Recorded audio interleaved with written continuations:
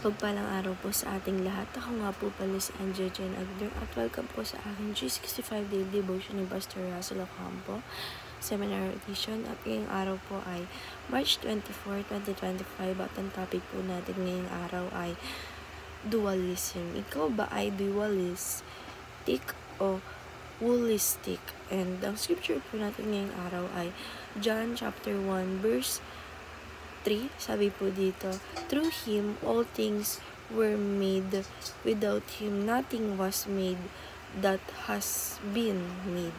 Sa Tagalog po, nilikha ang lahat ng bagay sa pamamagitan niya at walang anumang nilikha na hindi sa pamamagitan niya. And so, ito po, ang concept natin sa dualism is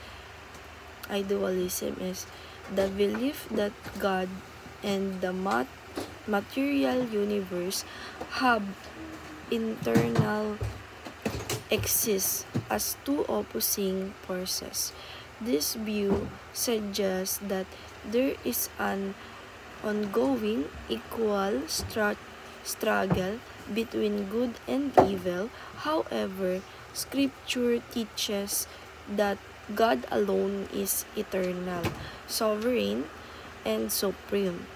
Evil is not an equal force to God but a temporary rebellion that will ultimately defeated.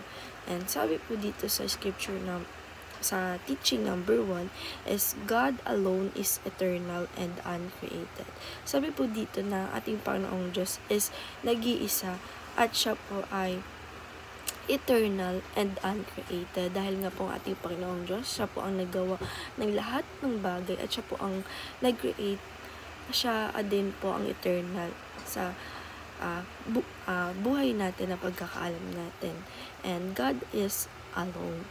And teaching number 2, evil has beginning and end. Sabi naman po dito na ang evil po is siya po ang panguna and ang dulo na and ibig sabihin na pagkakasala dahil nga po ang evil ay natalo ng ating Panginoong Diyos na nagwagilang sila sa una pero may katapusan din sila sa ating Panginoong Diyos. And sabi nga po dito na evil is not equal sa ating Panginoong Diyos but a temporary rebellion that will be ultimately defeated, na matatalo talaga ng ating Panginoong Diyos. And teaching number 3, Christ is Lord over all including the material world. Sabi naman po dito na ang ating Panginoong Jesucristo ay pinaka-Lord sa lahat, over all, kahit na po sa ating mga material world dito sa ating mundo. And application number 1, reject dualistic pagan world view. Sabi naman po dito na i-apply po natin sa sarili natin na alisin po natin yung mindset na dualistic. Dapat po tayo ay maging holistic sa ating Panginoong Diyos na iisa lang po at siya lang po ang ating sinasamba at pinapaniwalaan.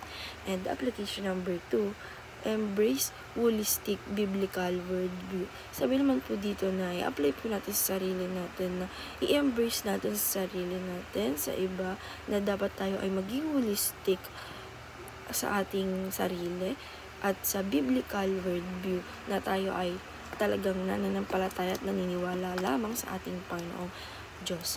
And application number 3, make Selekar scared. And sabi naman po dito na i-apply po natin sa sarili natin na tayo ay gumawa ng Selekar scared sa ating sarili. And ayun lang po ngayong araw. Maraming salamat. God bless.